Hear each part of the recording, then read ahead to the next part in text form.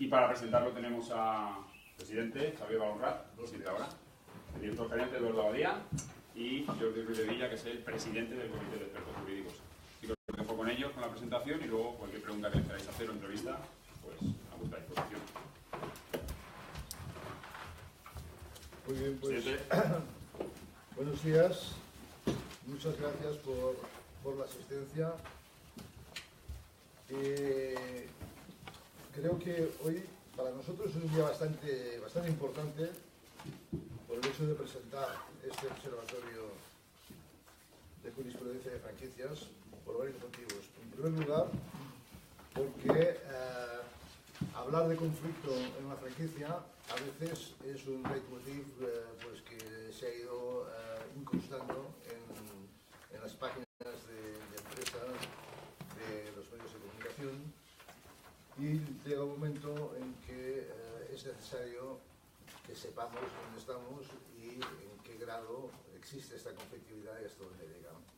Entonces, cuando nosotros hasta ahora siempre hemos tenido una actitud reactiva cuando ha aparecido una noticia que podía afectar a las circunstancias o al prestigio del sistema de franquicias porque había un conflicto entre determinadas marcas, corríamos a responder y a explicar si aquello no era franquicia, a lo mejor, que nos pasaba en ocasiones, que aquello que había sucedido en todo caso nada tenía que ver con un sistema que estaba funcionando, o reconociendo en otros casos que realmente alguien había puesto en marcha una franquicia que no era tal franquicia. Pero siempre hemos actuado de una forma reactiva. Entonces, paralelamente, en la Junta Directiva y con todos nuestros colaboradores, siempre también hemos estado hablando de dar una imagen correcta de lo que está sucediendo. Algo tan sencillo como decir la verdad, aunque estemos en un tiempo de posverdades. Y a partir de ahí cayó en mis manos hace 7 o 8 meses un blog de un compañero vuestro que hablaba de la conflictividad en las franquicias. Yo me apunté incluso el nombre y le he invitado a que estuviese hoy aquí, pero por razones familiares está fuera de Madrid.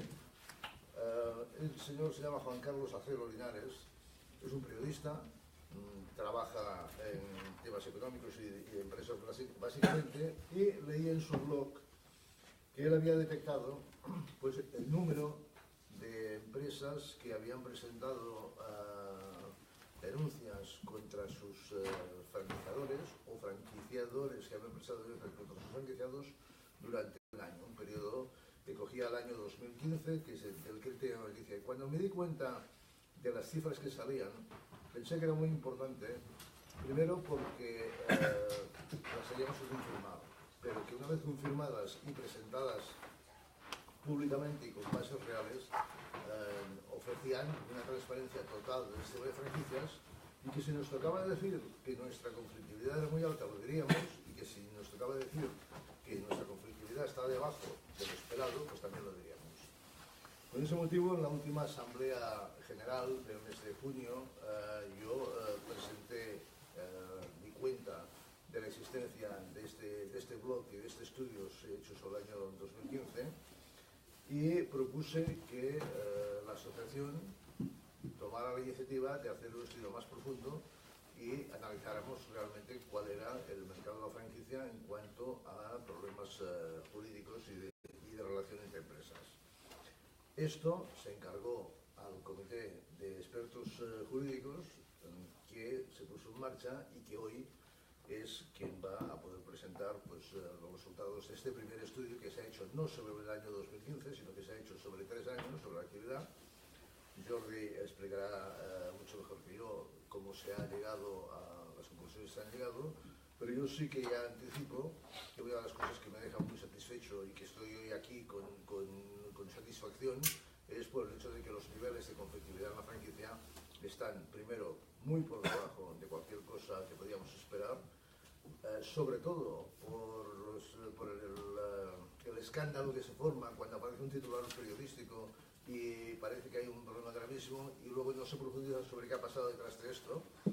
Y por otra parte, porque aparte de que es un número bajo, que me abstengo de comentar, porque forma otra parte del propio informe. Aparte de esto, hay que tener en cuenta que muchos de los casos que se dan entre franquiciadores y franquiciados son a iniciativa del franquiciador, no del franquiciado. No siempre es una reclamación del franquiciado, sino que en la mayoría de los casos es una reclamación del franquiciado contra el franquiciado. Que tampoco está bien, porque lo que demuestra es de que hay una mala relación entre ellos y por lo tanto alguien ha fallado en algún paso previo.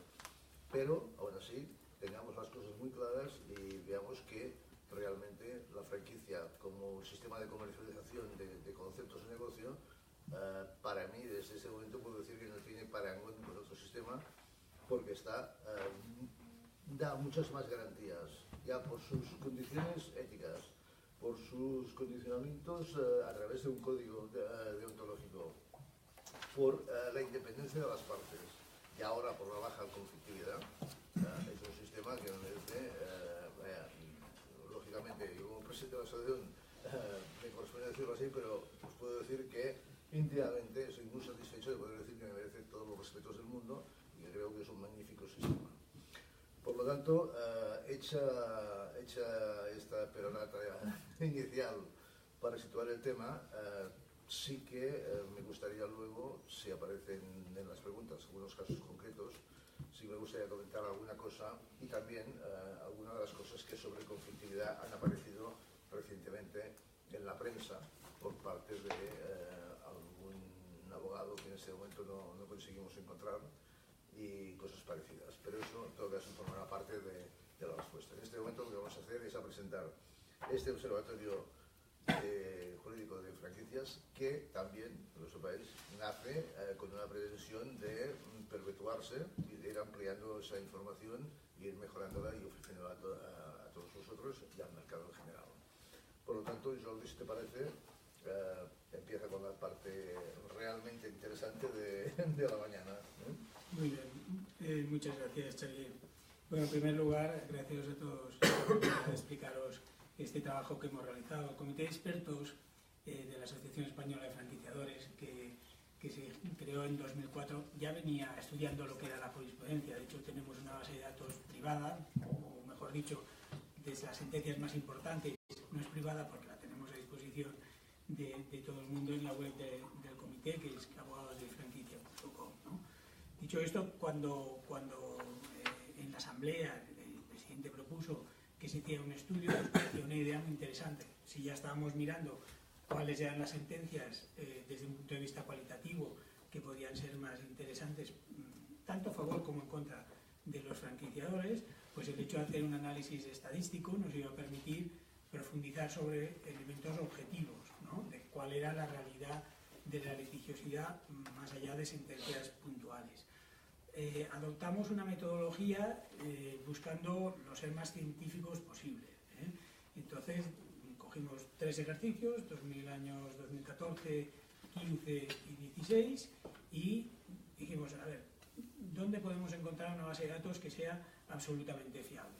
Sentencias de primera instancia no se publican todas, por tanto, solo se publican las que a juicio de los editores de bases de datos, fundamentalmente Zendog y Westlaw, son más relevantes. Por tanto, no nos podían dar un espectro cierto, objetivo, de todo lo que de todas las resoluciones que había en España. Por tanto, nos centramos en las resoluciones de audiencias provinciales, que estas sí que las tenemos todas publicadas, y cotejamos estas 2 bases de datos para verificar que estaban correctas. También tenemos sentencias del Tribunal Supremo, tenemos las sentencias del Tribunal Superior de Justicia, ¿vale?, que guardan relación con las impugnaciones de laudos arbitrales, y nos pareció interesante también abarcar, como mínimo a nivel estadístico, ver qué estaba sucediendo en el arbitraje. No fuera caso que hiciéramos una película de lo que estaba sucediendo en los tribunales y posteriormente no tuviéramos en cuenta otra parte, que es la justicia privada, que tradicionalmente la franquicia parece ser un sector en el que podía tener una cierta importancia. Luego, cuando analizas en detalle, pues ves que no es así. Dicho esto,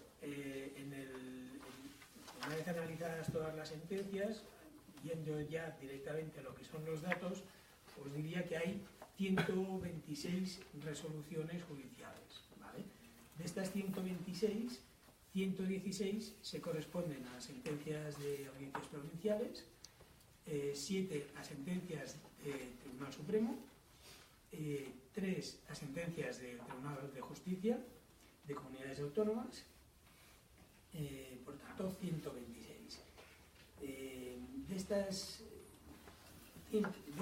126, en los 3 ejercicios hay 47 resoluciones que son del año 2014, 39 que son del año 2015 y 40 que son del año 2016. Por tanto, lo primero que vemos es que si vemos el conjunto de resoluciones, luego iremos por instancia por instancia, segunda instancia y Tribunal Supremo, a ver qué es lo que dicen.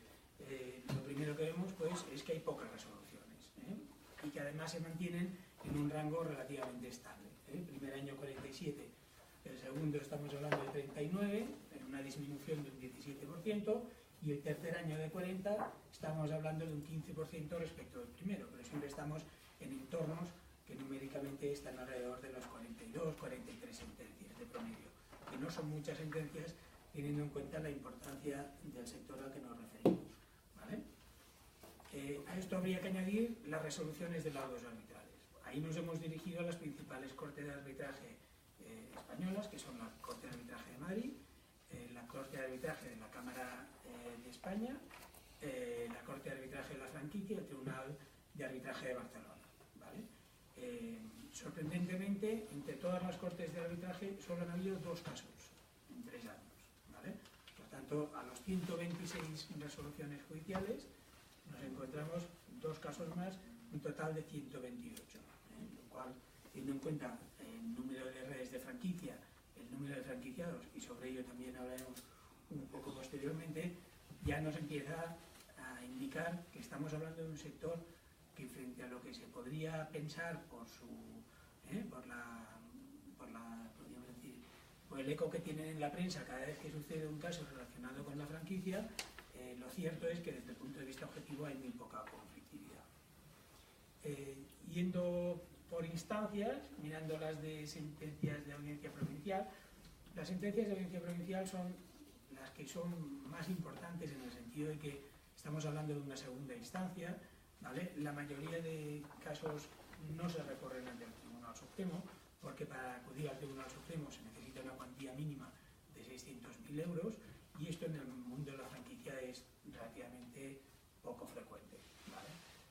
Si bien hay 7 resoluciones del Tribunal Supremo, 6 son desestimaciones, y solo una se trata de una admisión a trámite y es una sentencia que tampoco guarda relación con el fondo, sino que es una reclamación de un consumidor. Luego, lo que podemos concluir es que el Tribunal Supremo tiene relativamente poca importancia en este ámbito, luego hablaremos un poco más de ello, y donde nos podemos centrar más y veremos los casos de más importancia es en las audiencias provinciales, ¿vale? Que ahí sí que acceden todos los casos siempre que alguna de las partes recurra la sentencia de primera instancia. Viendo desde un punto de vista numérico, nos encontramos con que por ejercicios, en el año 2014, de las 116 resoluciones, recordaros que son 116 de audiencia provincial, más 7 de Supremo, más 3 del Tribunal Superior de Justicia. De las 116, insisto, son 44 se corresponden al ejercicio 2014, 33 se corresponden al ejercicio 2015 y 39 se corresponden al ejercicio 2016. ¿Vale? Por tanto, nuevamente estamos, lo que nos indica esta estadística, que estamos ante un número de resoluciones relativamente escaso y un número de resoluciones relativamente estable. Pues estamos hablando de 40 casos aproximadamente por año, por ejercicio. ¿Vale? A partir de ahí hemos hecho un análisis que creemos que es objetivamente interesante, que es quién reclama. Porque al final de lo que se trata aquí también es de ver un poquito si existe una gran conflictividad en que son siempre los franquiciados los que están reclamando a los franquiciadores porque se consideran pues que existen cláusulas abusivas, que existen circunstancias lesivas para sus intereses, que ha habido una mala información, o si por el contrario lo Lo normal es que sean franquiciadores que estén reclamando normalmente por impago de royalties, lo cual se acaba traduciendo en muchas ocasiones en discusiones sobre si la franquicia es o no correcta, pero más como un mecanismo de defensa que como un mecanismo de ataque. ¿Vale? Esa iniciativa por parte de quien está reclamando la hemos analizado también por ejercicios, y lo que nos demuestra es que en el año, en términos generales, el 62% de las reclamaciones las inician los franquiciadores. Estamos hablando de 72 demandas de las 116 tienen origen en franquiciadores, el 37% en franquiciados, que son 43 resoluciones, provienen de demandas que inicia el franquiciado contra el franquiciador, y solo una es en realidad una resolución que proviene de una demanda de un consumidor a franquiciador y franquiciado, que a lo mejor altera un poquito, pero nos pareció interesante ponerla, esta sentencia también, porque indicaba hasta qué punto también pues, existen muy pocas reclamaciones de consumidores frente a los dos integrantes en la red de distribución de productos y servicios, ¿no? Cuando lo miramos por ejercicios, lo que vemos es, esto está tanto en estos quesitos que veis aquí, no sé si se ven suficientemente grandes, como en las líneas de abajo. Cuando lo miramos por quesitos, que son los ejercicios, vemos que en el año 2014 quien listó demandas era el 61%, eran los franquiciadores, en el año 2015 era el 69% y en el año 2016 era el 56%. ¿Vale? ¿Esto qué quiere decir? Pues que en principio va siguiendo una línea en que la mayoría de demandas, de resoluciones, provienen de demandas de franquiciadores en los dos primeros ejercicios, del entorno del 60-70%, y es verdad que en el año 2016 más o menos se equiparan. Estamos hablando de que 56 resoluciones provienen de demandas de franquiciadores y el 43 y pico, 43,5, 56,5 provienen de franquiciadores. Ahora bien, estos porcentajes, cuando los miras en términos exclusivamente numéricos, ves que también tiene una gran oscilación, porque el número de sentencias es tan pequeño que 2 o 3 sentencias arriba, 2 o 3 sentencias abajo, 2 o 3 demandas arriba, 2 o 3 demandas abajo te cambian mucho.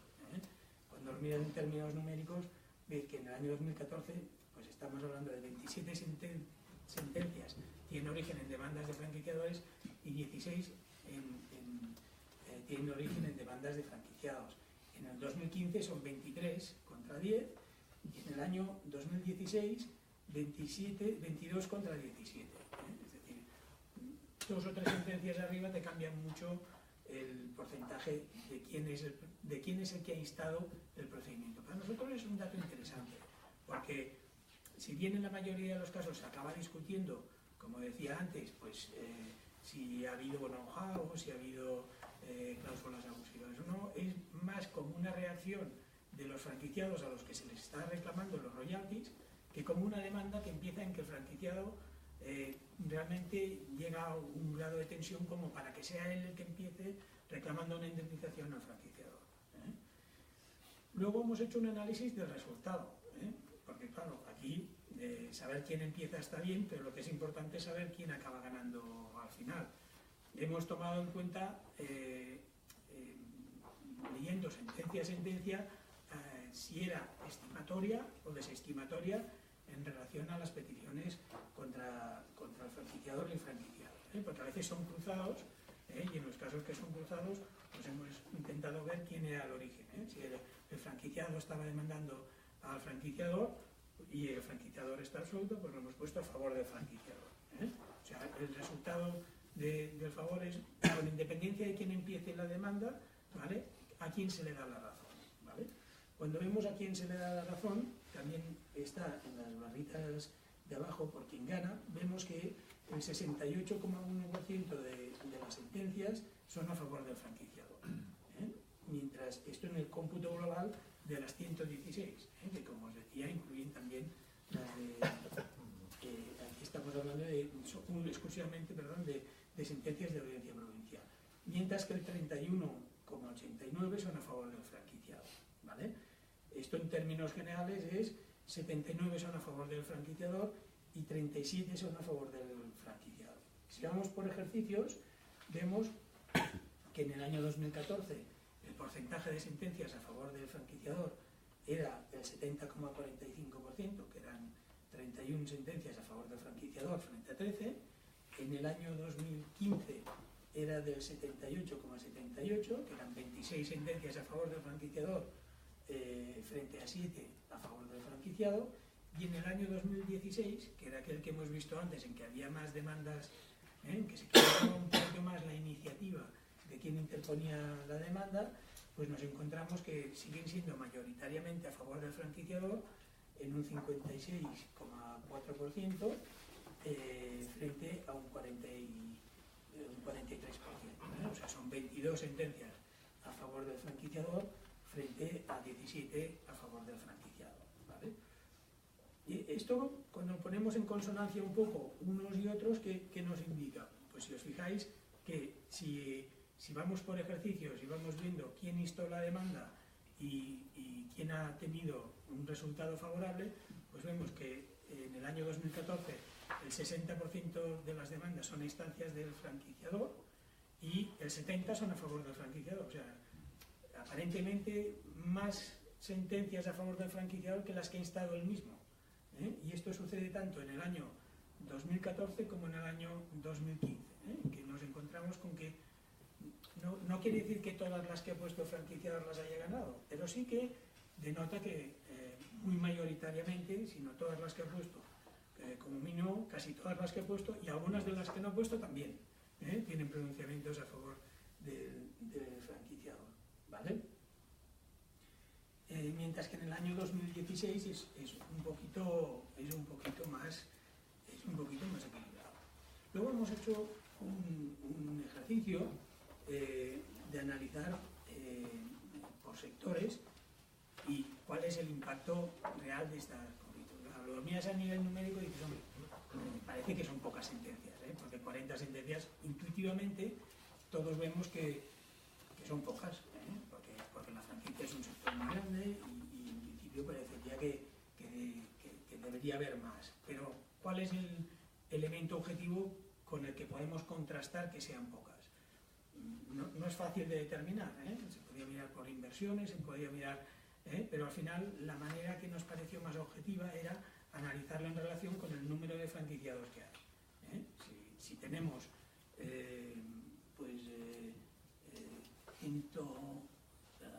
si tenemos un total de 50.000 franquiciados,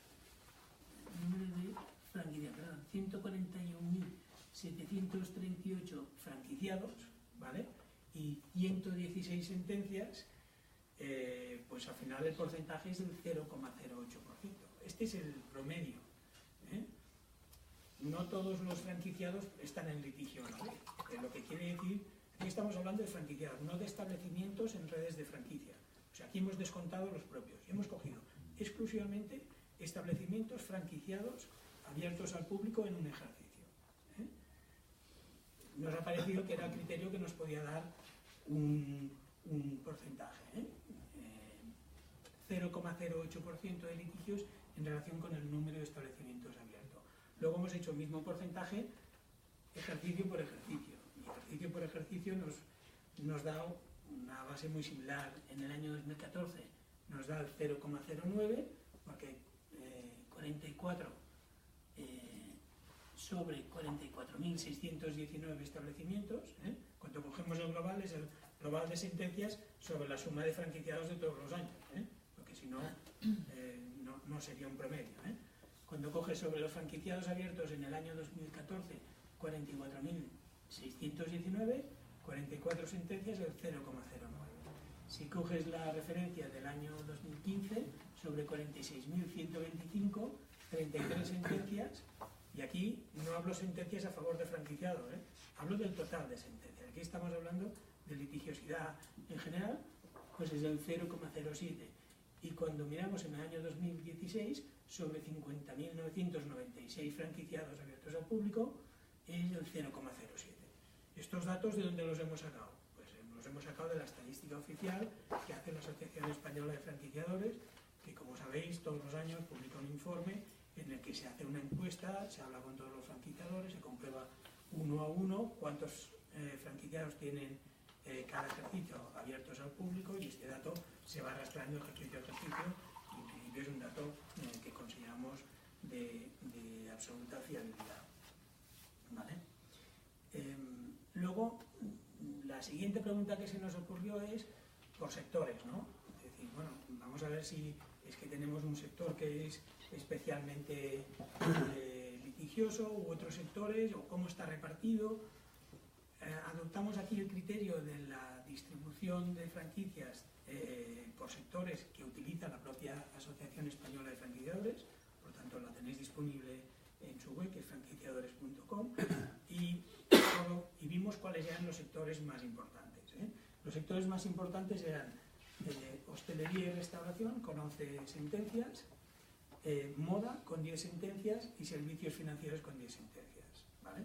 Estamos hablando de que todo el sector de hostelería y restauración en 3 años ha tenido 11 sentencias. Pues claro, estamos hablando de 40 para todos los sectores, o de 40 y pico, pero para uno de los sectores más importantes, como es hostelería y restauración, 11 sentencias. Y claro, la pregunta siguiente es decir, bueno, ¿y esto qué impacto o qué sentido tiene? Esto tiene una lógica. Vimos que, hombre, en hostelería y restauración hay 187 enseñas y 7.139 franquiciados. Por tanto, estamos hablando de una litigiosidad bajísima. El siguiente sector con mayor número, solo hemos cogido 3, porque al final tampoco tenía sentido analizar sectores con 3 sentencias. Al final eran números que eran un poco absurdos, ¿no?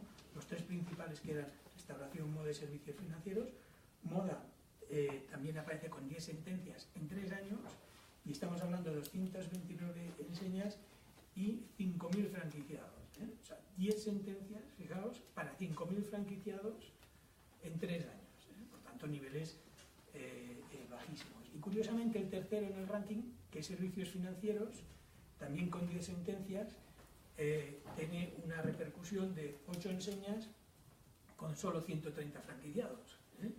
Por tanto, este análisis así un poco más cualitativo nos demuestra que incluso una estadística tan baja como esta se ve afectada por cambios de ciclo. Aparentemente hay algo que es un poco anormal, que es que un sector con tan pocas enseñas, que son 8, y con 130 franquiciados, tenga tantos litigios, que son 10, como un sector con 5.000 franquiciados. ¿Vale? Lo cual no quiere decir otra cosa, que hemos vivido una crisis financiera, el crédito al consumo pues, ha prácticamente desaparecido, y esto lógicamente ha afectado a redes de franquicia que estaban creadas en el entorno o al amparo de la bonanza económica, como puede pasar cuando hay un cambio tecnológico, o como puede pasar como hay un cambio de modas en el que algunas cadenas desaparecen. Pero nos indica que una parte de estos litigios, que ya son escasos de por sí, provienen de un sector que o se ha reciclado o está en tendencia a desaparecer. ¿Vale? Esta es la información fundamental, que es de audiencias provinciales. Luego hemos mirado las del Tribunal Supremo. Del Tribunal Supremo únicamente señalar que son 7 resoluciones, de las cuales 6 son desestimaciones de recursos y solo una sobre el fondo, y que no tiene importancia a efectos de lo que es relación franquiciado, lo cual demuestra que, siendo un sector de escasa litigiosidad, tampoco tiene un interés casacional para el Tribunal Supremo. No es algo sobre lo que el Tribunal Supremo tenga un interés en pronunciarse. En cuanto a laudos arbitrales, como os he dicho, en 3 ejercicios solo hay 2 laudos arbitrales. Este dato nos ha sorprendido. Este dato no está publicado, tenemos que decir que lo hemos obtenido hablando directamente con las Cortes, y nos lo han puesto por escrito, nos lo han certificado, y no es un dato fácil de obtener, por cuanto, como sabéis, los laudos arbitrales son confidenciales, y las Cortes arbitrales son bastante reacias a publicar estadísticas, y sobre todo estadísticas por sectores. Pero en este caso, si no nos hubieran contestado, pues no hubiéramos hecho mención, pero como hemos tenido una buena acogida y todos nos han explicado lo que tenían, y al final concesionaria tampoco, pues nos ha parecido relevante porque pone de relieve que, contra lo que cabría suponer, el sistema arbitral no está siendo utilizado por el sistema de franquicia, o si está siendo utilizado es suficientemente disuasorio como para que no se produzcan contenciosos en el ámbito arbitral, que también pudiera ser. Esta baja litigiosidad, en el fondo, lo que determina, tanto en laudos arbitrales como en sentencias, es que los sistemas de mediación y de resolución de conflictos funcionan. Porque cuando funcionan, si se encuentran soluciones razonables, existe un incentivo a no reclamar judicialmente. Cuando hay situaciones de mucho desequilibrio y no se dan soluciones, es cuando realmente las partes acuden a los tribunales, y esto sucede en cualquier ámbito de la vida, y vamos, basta ver lo que está pasando con las hipotecas y las entidades financieras para ver que tanto da que una de las partes sea muy poderosa como para que la otra, si se considera realmente perjudicada, no la reclame. Por tanto, nuestra opinión, y en esto hay un consenso en el comité de expertos, es que realmente los mecanismos de mediación y de solución extrajudicial están funcionando. También hacemos mención a 3 sentencias del Tribunal Superior de Justicia, ¿vale? ¿Estas a qué se refieren? Se refieren a demandas de nulidad de laudos arbitrales. Si bien no había laudos arbitrales, sí que se venían arrastrando 3 demandas de nulidad de laudos arbitrales, pero 3 sentencias que lo que hacen es desestimar la demanda. Cuando uno pone un arbitraje, pues es una corte, son unos jueces, entre comillas, privados, llamados árbitros, los que resuelven.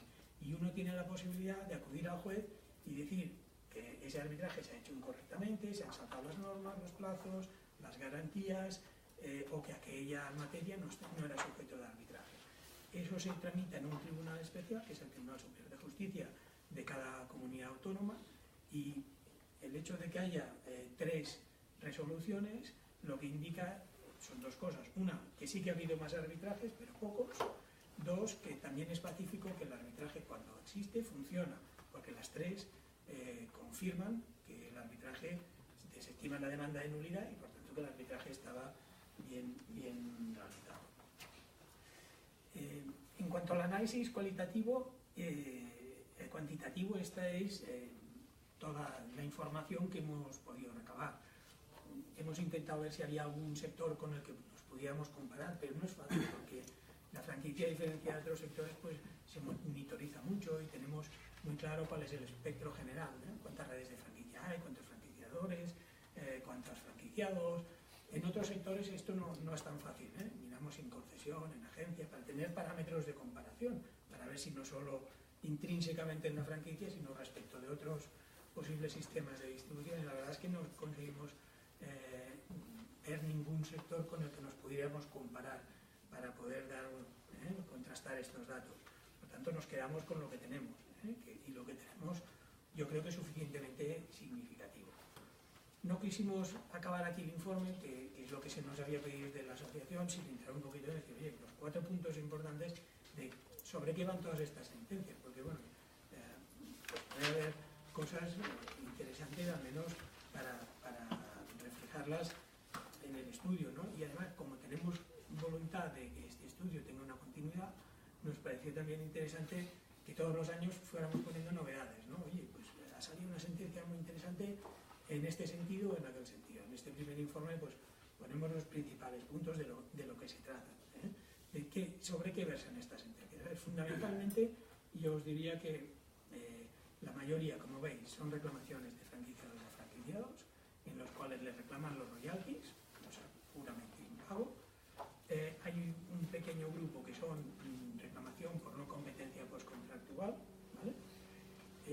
Y hay un pequeño grupo que son reclamaciones de franquiciados diciendo que las cláusulas de suministro exclusivo son abusivas, ¿vale? Que por qué me obligan a comprar Coca-Cola pudiendo comprar Pepsi, o por qué me obligan a comprar en un operador logístico pudiendo comprar en el supermercado de la esquina productos más baratos, ¿vale? Esto sería fundamentalmente. Dentro de estos 3 grupos, las que empiezan por royalties, reclamaciones de royalties, porque el franquiciado pues, ha incumplido, en todas ellas, casi sin excepción, el franquiciado pone pues que el sistema no funciona, que no hay know-how, que la información precontractual estaba mal, que me engañaron, por tanto lo que acaba centrándose en un pleito que era de cuánto me debes y cómo me lo tienes que pagar, o si me lo debes no me lo debes, se convierte en un pleito de si ha habido un incumplimiento previo por parte del franquiciador, ¿vale? Por eso las materias sobre las que versan las sentencias van muy dirigidas a los incumplimientos de los franquiciadores, pero no porque sean el origen de las demandas, sino porque es la defensa que tiene el franquiciado respecto de las demandas de los franquiciadores. Y visto así, pues como hemos visto en el 80% de los casos prácticamente se desestiman, y lo que vienen alegando los franquiciados fundamentalmente es nulidad por vicios en el consentimiento, diciendo que la información precontractual era deficiente o que los resultados no se han ajustado a lo que se había, entre comillas, prometido inicialmente por el franquiciador. Aquí unánimemente las sentencias son desestimatorias de las pretensiones de los franquiciados, diciendo que esto no es una promesa de resultado, porque hay factores que inciden en el resultado de una franquicia individual, solo hay que dar unos datos orientativos, y salvo que se demuestre que son absolutamente desproporcionados, ilógicos y razonables, pues no da lugar a la nulidad del contrato.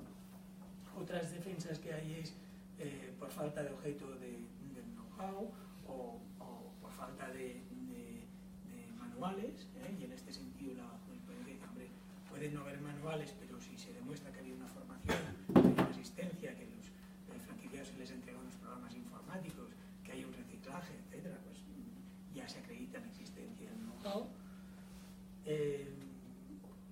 Por falta de asistencia técnica, ¿vale? Por decir, hombre, es que no hay una asistencia todo lo importante que debería ser. En este sentido, la jurisprudencia sí que ha matizado claramente que la asistencia técnica o comercial es un elemento esencial de la red de franquicia. No basta con dar una formación inicial, sino que hay que seguir dando una asistencia a lo largo de todo el contrato, si bien se puede acreditar por cualquier medio. Es decir, no necesariamente tienes que tener unos certificados de que pasan cursos de reciclaje, sino que si tú puedes acreditar que se han hecho visitas de supervisión, que se han dado consejos por email, etcétera, esto ya da satisfacción al cumplimiento de las obligaciones del franquiciador. Luego, los dos grandes temas son el impago de royalties, y como vemos, una vez se desestiman estas oposiciones de los franquiciados, en la inmensa mayoría de los casos se les condena a pagar los royalties indebidos. Y otra de las cuestiones que se suscita a menudo es los casos de no competencia postcontractual. Y aquí estamos hablando de si acaba el contrato porque expira su término, o si acaba el contrato porque se resuelve, pues el franquiciado en muchas ocasiones quiere continuar. Y ese querer continuar va en contra del contrato, que suele establecer que al término del contrato tiene que estar un año sin ejercer la actividad, porque si no se estaría aprovechando el know-how que le han facilitado. Y ahí la jurisprudencia lo que dice es, hombre, se puede prohibir, 1, 2, es legal, 3, se pueden imponer penalizaciones, es decir, si el franquiciado incumple la obligación de abstenerse de seguir realizando la misma actividad, puede verse obligado a pagar multas, y son exigibles siempre que no sean desproporcionadas. O dicho en otras palabras, los tribunales pueden moderar estas multas. Uno no puede decir, hombre, pues tienes una tintorería y si al término del contrato la sigues explotando, pagarás 300.000 euros. No hagamos cosas desproporcionadas. Ahora, por cada día que no estés utilizando, pues tendrás que pagar 100 euros, o el equivalente al duplo del royalty que venías pagando, o el equivalente a una penalización que sea razonable, porque estás infringiendo el contrato, pero tienen que obligar a cerrar el establecimiento, es un poco fuerte. Por último está el tema de los pedidos, que fue las obligaciones de suministro exclusivo, que en las redes, sobre todo de restauración, pues fue objeto de discusión años atrás, y que hoy en día la jurisprudencia es pacífica, en el sentido de que los franquiciadores pueden imponer a los franquiciados la obligación de suministrarse de proveedores, incluso de productos genéricos, tipo Coca-Cola, la eterna discusión de si la Coca-Cola o la Pepsi-Cola, de si la DAM o la MAO o la Cruzcampo, ¿no? porque en el supermercado de la esquina me lo dan más barato, ¿no? Entonces, la jurisprudencia es unánime en el sentido de que el franquiciador, como parte de ese know-how, tiene el derecho a imponer al franquiciado que no, que el franquiciado tiene que comprar los productos que él dice y a quien él dice, porque en todos los restaurantes tiene que haber las mismas colas y tiene que haber las mismas cervezas. Un cliente no puede ver frustrada su... que cuando va de un sitio, de una localidad a otra, pues el producto no sea exactamente idéntico a lo que estaba esperando, ¿vale? Estos son fundamentalmente los temas que han aparecido. Nuestra valoración es... nos ha sorprendido que a nivel estadístico hayan tan pocas resoluciones. Nos ha sorprendido gratamente, porque creemos que es un síntoma de buen funcionamiento del sistema y de buen funcionamiento de la resolución de conflictos entre franquiciador y franquiciado. Y creemos que este estudio puede aportar un poco de luz y tal vez pues, ayudar a que cuando aparece algún caso, que los hay, en que se ponen de relieve pues, sentencias en contra del franquiciador, pues se midan en la justa medida, si se me permite la reiteración, y no se conviertan en una noticia tan importante. Hemos hecho también una relación de algunos casos de sentencias de audiencias provinciales, los podéis leer posteriormente. Hay alguno pues, que hemos llevado incluso a algunos miembros del comité, que son casos pues, relacionados con canibalización de redes, sobre si hay derechos de indemnización del franquiciado cuando se abre otro franquiciado cerca de su zona de influencia, ¿no? Sobre esto ha habido alguna resolución importante en el año 2015 y si queréis luego en turno de preguntas pues os amplío un poco sobre el tema, ¿eh? Y si no las tenéis aquí, vamos, cualquier consulta nos la podéis hacer. Bueno, gracias Jordi.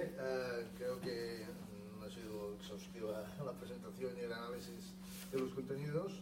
Por mi parte, reitero la importancia que para nosotros tiene como asociación el hecho de que estemos creando una base estadística que nos sirva de orientación y que nos sirva sobre todo para clarificar el mercado. Como os decía antes, muchas veces se ve enturbiado, si me permitís la expresión, desde nuestro punto de vista, por noticias que aparecen y que luego son corregidas o no en función de circunstancias que puedan suceder.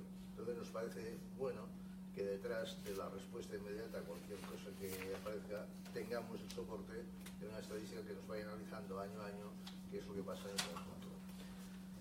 Por mi parte, nada más.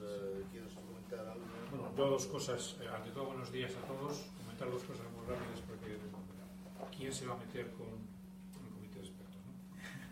Yo no sería capaz de hacerlo, por supuesto, ¿no? Y felicitarles por el trabajo que han hecho. Primero, que es un tema pionero a nivel mundial. Yo creo que eso, si alguien, siempre hablamos de autoestimas, no autoestimas. Yo creo que el sistema de franquicias en España y sobre todo lo que es nuestra organización, yo creo que tiene en el área de publicación y estudios, creo que hay referencia mundial, ¿no? Llevamos más de 20 años con un catálogo que todos los dos tenéis en papel y en red, es decir, es de los pocos que se ha podido durante 17 años seguir en el mercado.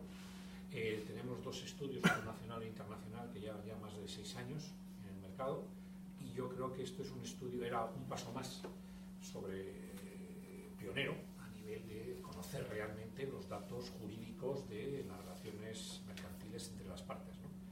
Yo creo que es un tema que nos debe orgullecer a todos, no por los resultados o no, que ya decía el presidente del comité, que son satisfactorios en la mayoría, sino por la importancia que tiene a nivel de otras asociaciones, tanto europeas, mundiales, y que evidentemente España en ese aspecto, pues yo no sé por qué, pero está siempre con la lupa, ¿no? A ver qué hacemos, porque luego la imitan, ¿no? Es decir, yo creo que eso es una buena cosa y evidentemente debemos sentirnos satisfechos de los profesionales que jurídicamente están llevando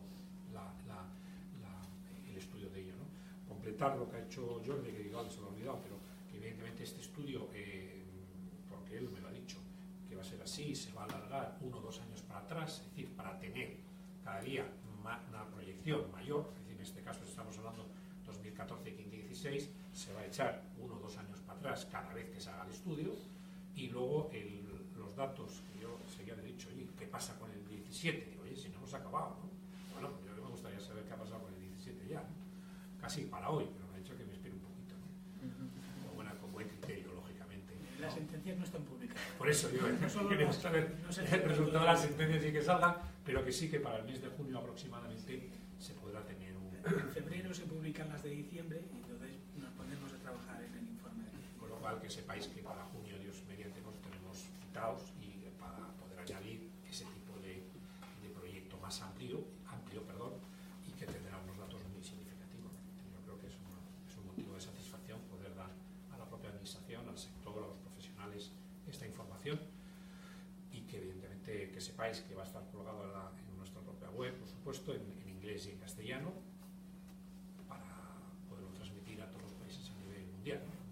Como sabéis, España es miembro de la Federación Europea, es miembro del Consejo Mundial y de la Federación Iberoamericana, y lógicamente ahí están las principales asociaciones mundiales en nuestro sector. Pasamos al turno de preguntas. Adelante. Empiezo yo mismo. Quería preguntaros dos en concreto. Una en cuanto al número de demandas por parte de los franquiciados, si hay demandas colectivas, porque no es lo mismo que haya una demanda de un solo franquiciado que haya 50 a 100, no sé si tenéis ese dato. Y luego quería preguntaros por un caso concreto que comentabais ahora que también tiene mucha repercusión mediática, que es el de Grupo Día. Grupo Día habla de que hay a lo mejor 30 afectados, los afectados son que hay 300. Hay mucha confusión con ese caso y no sé si queréis hacer alguna Yo valoración. primero contesto esto, luego explico lo que dirán. Me he traído un papelote de los muchos que se podrían traer en estos últimos días. El titular dice de una página web que es Economía Digital, dice: el abogado de los franquiciados de Día se fuga con el dinero de las pruebas. Lo he visto. Vale, se me hace difícil valorar la culpabilidad de Día como franquiciador cuando la parte contraria tiene un abogado que se fuga con el dinero de las pruebas. Ese abogado, además, David Perales, se llama aquí está el nombre, dice: especializado en querellarse contra franquicias. Es una buena especialización. No sé si en el colegio de abogados se contempla que pueden haber abogados especializados en querellarse contra franquicias, ¿no? Pero se ve que es una especialización que da sus frutos. Pues aquí hay alguien que dice: le pagué 2.300 euros y ha desaparecido con todos mis papeles. Yo no tengo ni un solo documento original y ahora no sé lo que voy a poder hacer. He perdido bla bla bla. Teníamos una citación en los juzgados en septiembre y no apareció. Por no haberse presentado, ahora puedo perder un aval de 10.000 euros. Vale, este señor llevaba casos de Día, como los llevaba de 3 o 4 marcas más, a los que él mismo incitaba a sus franquiciados a que se querellasen por los motivos que fueran. Este señor ha desaparecido. Hay una denuncia en la comisaría de Madrid, hay otra denuncia en un juzgado de Logroño. Ha hecho otras declaraciones este mismo individuo diciendo que está haciendo el Camino de Santiago, que no le busquen porque está en el monte. Y esa es, y no quiero hacer caricatura, pero esa es la acción de una de las partes que nos lleva a que exista conflictividad en la franquicia. Los primeros señores que se quejaron contra la franquicia Día hace ya un montón de años, lo hicieron al día siguiente de que Día salió su cotización a bolsa. Y lo hicieron señores que ya no estaban en Día, que eran ex franquiciados. Pero ahí había una oportunidad de no sé de qué, no voy a calificar. Entonces, a partir de ahí se va haciendo una bola magnífica.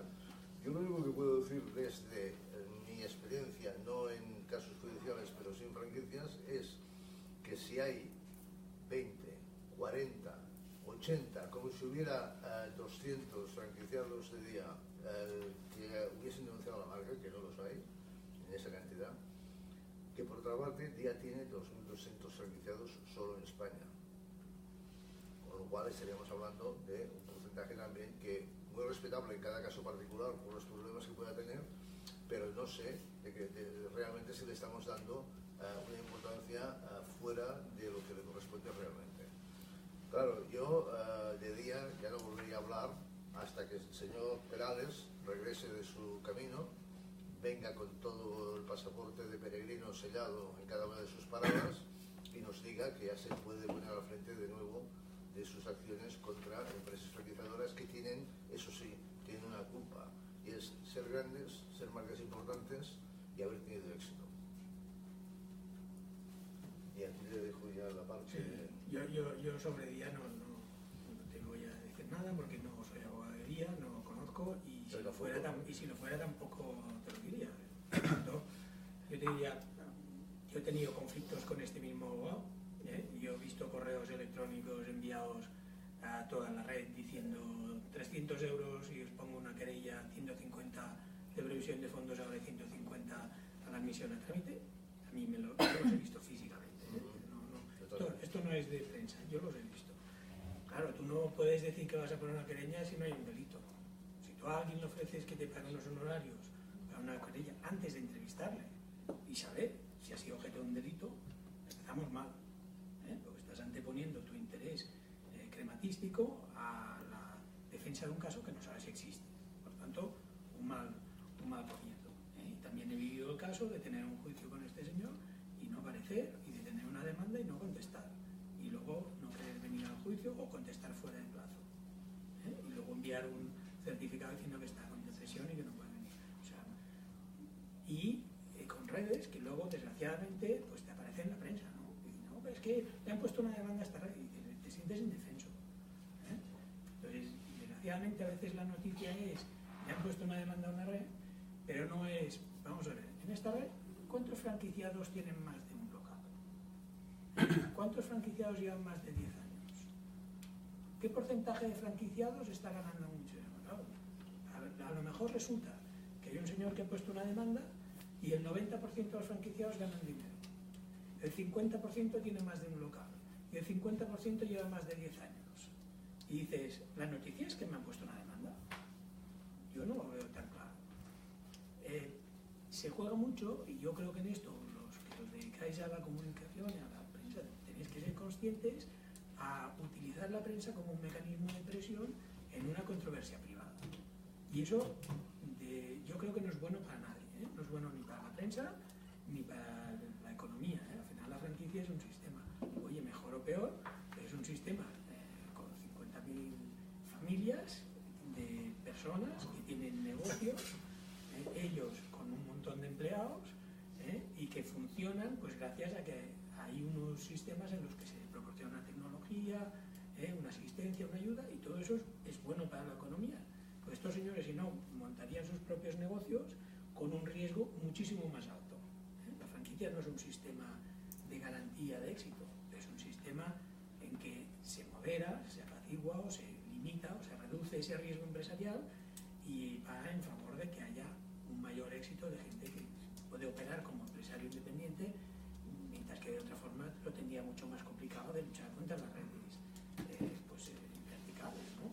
Por tanto, yo creo que diría que cuando hay un caso de estos se miden todas las partes, no solo la parte, podríamos decir, mala, que siempre es un fracaso tener un litigio, pero también la parte buena, y la parte buena es, cuidado, hay muy pocos litigios, esto es lo que hemos dicho hoy. Segundo, cuando hay litigios, véase todos los que no están en litigio, ¿no? Y veréis que el tema no es tan como parece. A mí me hace gracia cuando, perdonad, pero que yo lo veo, poner una demanda de un pago y te dicen, no, es que el know-how no existe. Vamos a ver, oiga, tengo 300 restaurantes, ¿vale? Llevo 20 años en España, ¿vale? El 90% ganan dinero y ahora usted me dice que esto no existe. Pero no ve que es una barbaridad. No es una barbaridad. Se puede decir de día, se pueden decir muchas cosas, pero que es un negocio de éxito, que hay un montón de familias que viven de él, que lo ha pasado mal y lo pasa mal en la lucha que hay en el mercado, por descontado, y que lo ha pasado mal en la crisis financiera, seguro, y quién no. La pregunta es quién no, para que pasa dificultades, porque el consumo ha bajado, y por tanto hay la competencia online, es decir, el mercado es muy duro, por tanto todas las redes lo pasan mal. Y ahí yo creo que tenemos que hacer todos un esfuerzo de poner en contexto este tipo Sí, yo quería hacer una valoración que creo que es muy positiva de cara al sector en general. Yo creo que hace años no se hacía, pero que ahora las marcas ya lo van haciendo y apuestan evidentemente por estar cada día más cercano al franquiciado, intentar evitar que cada día haya menos controversias, y es el famoso comité de franquiciados propio de la cadena. Algo que hace unos años parecía una barbaridad, pero hoy en día el mercado está variando. Las grandes compañías, las grandes marcas, hoy en día tienen su comité de franquiciados, que debe ser un comité ad hoc, en el sentido de marca conocida, y que ahí se van habiendo las diferencias o asperezas que en un momento determinado pueda ser.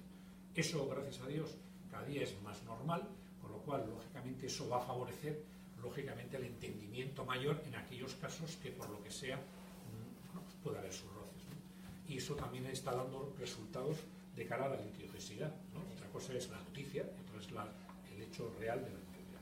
Con lo cual, el comité de franquiciados propio de la propia cadena, que es la que mejor conoce, es la que yo creo que es la que puede buscar soluciones.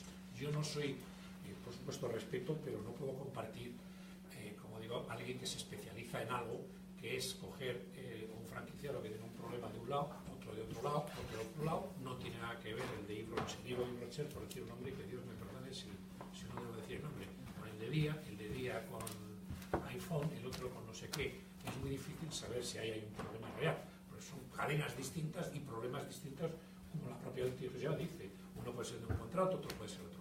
Independientemente de la actividad profesional que cada uno desarrolle, lo que sí es cierto que es a mí en mi puesto lo que me interesa es ver que el franquiciador cada día está haciendo más por limar asperezas desde el punto de vista de controversias, que eso, en nuestra opinión, viene mucho por la profesionalidad de ese comité de franquiciados, y que evidentemente eso, al final son empresarios y entre ellos se van a entender mucho mejor, y eso poco a poco va a irse capitalizando al sector, y evidentemente espero, y bueno, de hecho están ahí los resultados que son positivos.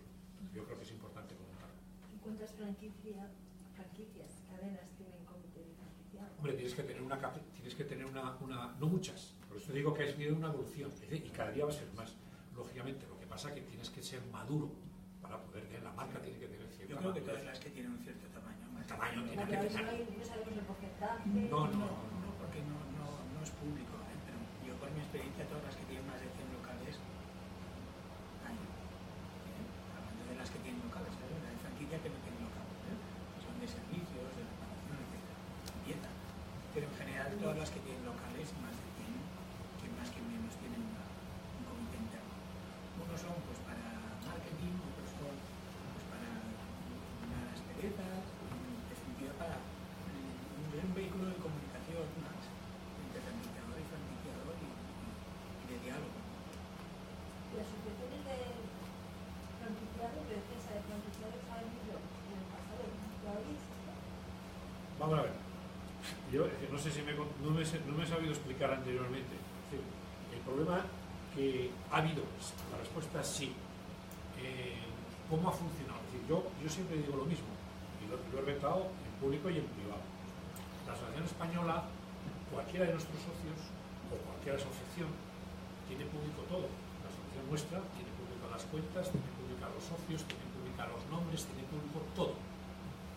Cuando nosotros en su día nos dirigimos a la Asociación de Defensores Franquiciados, que ha habido y que creo que está marginal o ha desaparecido, ya no existe, ¿cuál era la función? Es que a todo el mundo se llama asociación. Entonces tú pedías el listado de socios, que usted, cualquier compañero va y lo saca, dice que no le podían dar los socios. Oiga, ¿cómo puede ser que usted no pueda dar públicamente los socios de el listado de sus asociados? Por algún motivo será. Yo no tengo ningún problema en presentar mis socios, quiénes son, el presupuesto de la asociación, en qué se gasta la asociación y tal. Y eso es una falta de transparencia absoluta. Yo reconozco que nosotros somos, creo, bastante claros en esto y bastante transparentes. Cualquiera de ustedes puede acceder al balance de los últimos años, los socios, las altas, las bajas, todo. Entonces, claro, cuando hay una organización que se dice que es de franquiciado y lo que hace es mandar cartas a una cadena y decir, oiga, si usted tiene un problema, llámeme. Es como si va al médico, oiga, si tiene usted hepatitis, venga usted al médico. ¿Claro? Y ahí al médico cuando tenga hepatitis. No me esté llamando para ir si no la tengo. No sé si me explico.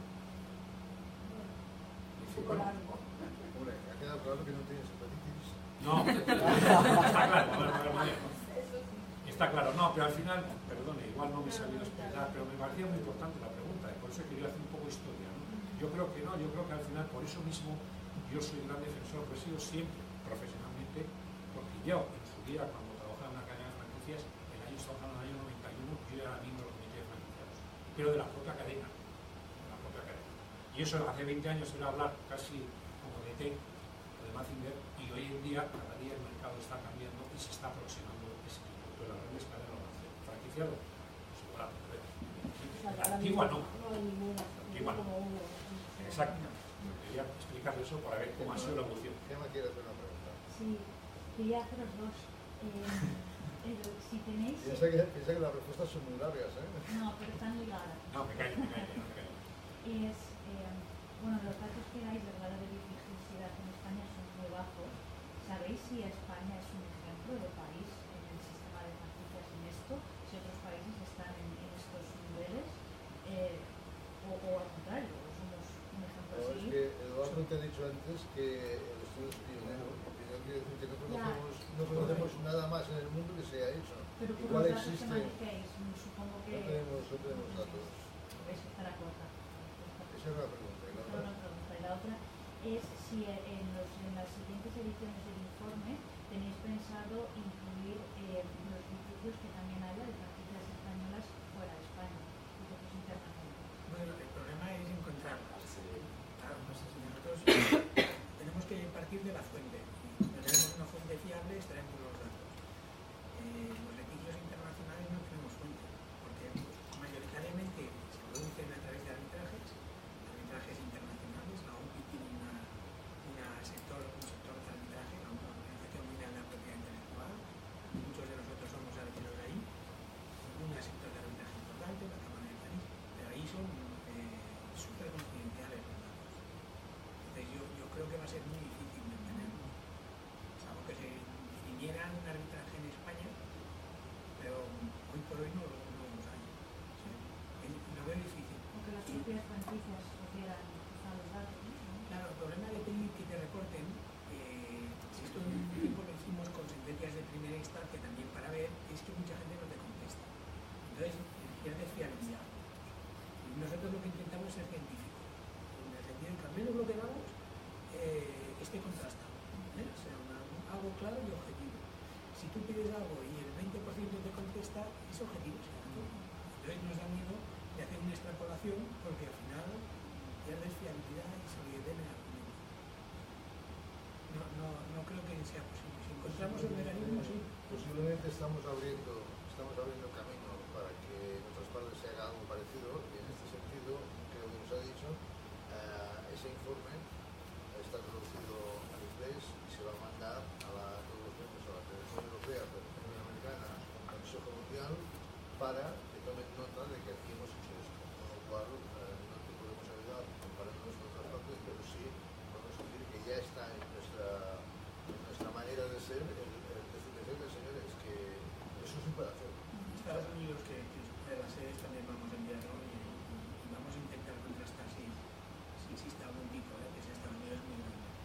Pero a mí no me consta que existe, lo he buscado, ningún Caper Internet, ningún medio de estos, ningún informe similar a este. ¿Más preguntas? ¿Sí? Más que pregunta, es una consideración.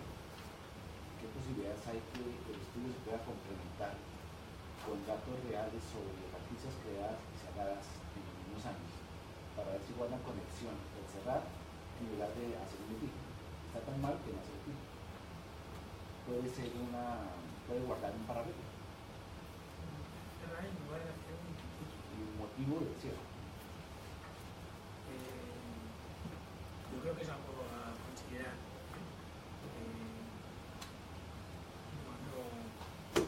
No lo hemos visto. Hay casos de cierres de franquicias, ha habido algunos de fondos, fundamentalmente en épocas pasadas, de academias de enseñanza, estoy recordando fundamentalmente, en el caso de Opening, en el caso de así, que Claro, sacarse tendencia que... Si a lo que te refieres es a la vulnerabilidad de franquicias que entran y no acaban de funcionar, porque yo creo que eso no genera un litigio, sino que hay mucha gente que entra en este mundo sin suficiente preparación profesional y empresarial, sin suficiente estructura, intenta franquiciar y al cabo de 2 años deja de franquiciar. Pero que deje de franquiciar no quiere decir que cierre, es distinto. Porque en muchas ocasiones lo que sucede es que pues, a lo mejor tienen 2 franquiciados, llegan con un acuerdo con ellos, los liberan de royalties, ven que esto es más complicado de lo que parece, pero siguen funcionando. Lo que no hay un registro es de cuándo cierran y de que dejan de franquiciar. Incluso hay información de estos franquiciadores y se podría hacer un comparativo de los días. Lo más difícil ahí es ver qué es lo que ha pasado. Sí que veremos muchas que empiezan y cesan de franquiciar, pero lo complicado ahí será ver qué ha pasado. No creo que lo que haya pasado sea que cierren, porque eso sí daría lugar a litigios, y no los hay. Los litigios son bastante contados en redes existentes y no son de redes que existen.